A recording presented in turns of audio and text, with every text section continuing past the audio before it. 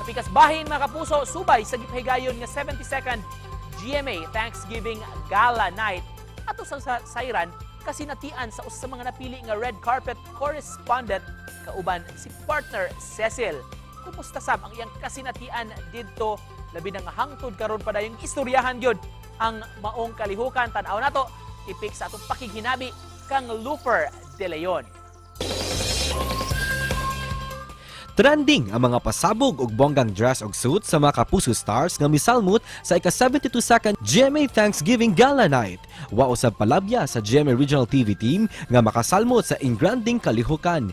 Gani duha sa mga napiling red carpet correspondent mao'ng Events and Promotions Business Development Division Specialist sa GMA Regional TV Dagupan si Loufer De Leon. Kauban ang atong morning show host sa GMA Regional TV Live ug co-anchor sa Baltang Bisdak Cecil Kibud Castro.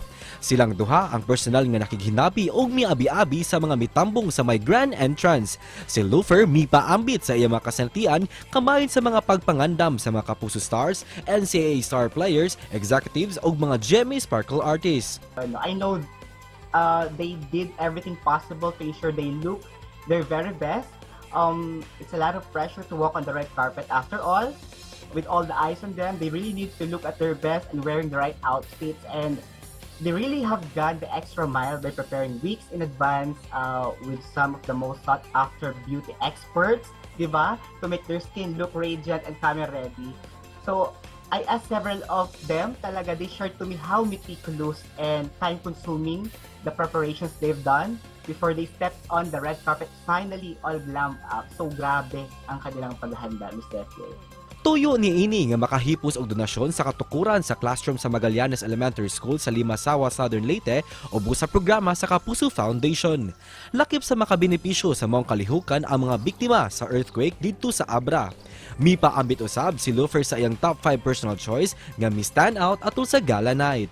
These stars really stood out for me dito sa fashion/showbiz event na ito. So, unahin ko na dyan syempre si Miss Marian Rivera, our primetime queen. Alam mo, she showed what elegance is all about. She was absolutely stunning in her layered Ralph and Russo ball gown. Second, si Sanya Lopez. Alam mo, I love her. I love that Michael Leva gown. I love the white faux fur that added highlights to her body-hugging crystal-filled gown. That's why she took home the Sparkle Star of the Night award for female, di ba? And siguro si Bianca Umali, alam mo, I love her sequin-filled dazzling gown that matches her diamond dripping headdress. Nakita mo yon? She shared to me that it is made by Val Taguba, inspired by Greta Garbo's 1931 film na Matahari. And siguro yung last ko for the male naman. Ayan, si Miguel Tan Felix. You know, he gave a twist to Al Pacino's V-neckline moment in Scarface with his beaded Michael Cinco creation. At syempre, mawawala ba dyan? Si Asia's multimedia star, na favorite natin dalawa, Ms. Cecil, Alden Richards. He was among the most dapper attendees, aminin mo yan. And he looked timeless in his Tom Ford suit.